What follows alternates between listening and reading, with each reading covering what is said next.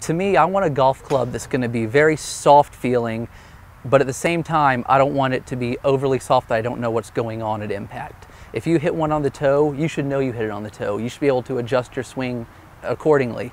So what we try to do at Mizuno is we want a club that's going to deliver as much feedback as possible, and when you hit that center strike, it feels like there's nothing there and the ball just comes off super soft. This is the second generation we've done of kind of a diamond muscle look. With the MP63, what we did is we actually had a little bit more toe heel weighting, and we actually started with that toe heel weighting and then tried to build feel into it by then filling in that toe heel weighting with the diamond shape. With the 64, because we've got so many forgiving options in the MP line now, we really wanted to focus on feel as first and foremost. The thing that stands out the most about the 64 when you compare it to the 63 is the playability of the sole and the playability of the long irons.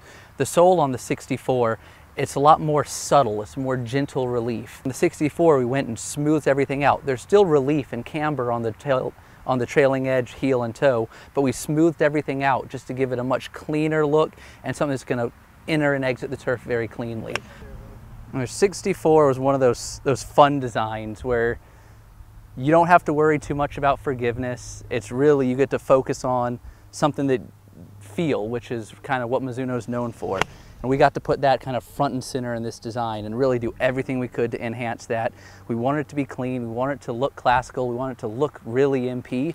So it wasn't gonna be too radical, so that gave us a lot of weight to play with, to put just everything right behind impact, just to have the best, softest feel you can make. You know, when you look at the back of the 64, you can just see thickness. That's really our main focus on it, was to keep it as thick as possible. While there is the half cavity, that cavity, especially on the short irons, is extremely shallow on the leading edge side.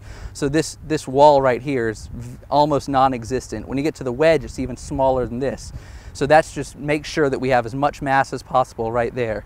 That though, as you get into the 3 and 4 iron, actually this wall grows, so that cavity gets a little bit larger. There's still a lot of meat down low and a lot of thickness there, but we gave more cavity, gives you more forgiveness, more moment of inertia. The 64 is a club that was really made for the tour guys, and it sounds cheesy, for the tour guys by the tour guys.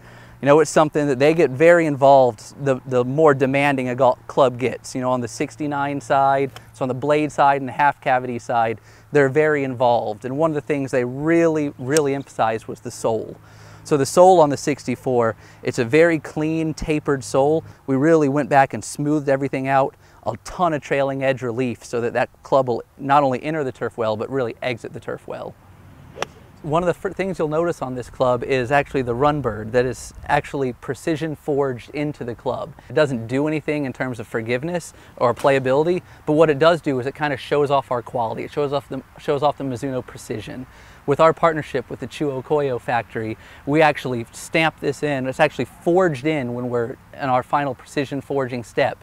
And that's something that a lot of other foundries, when they forge a golf club, there's so much post work that needs to be done in terms of engraving and stamping and all of that, that it's something that they are not able to get that level of precision that we are.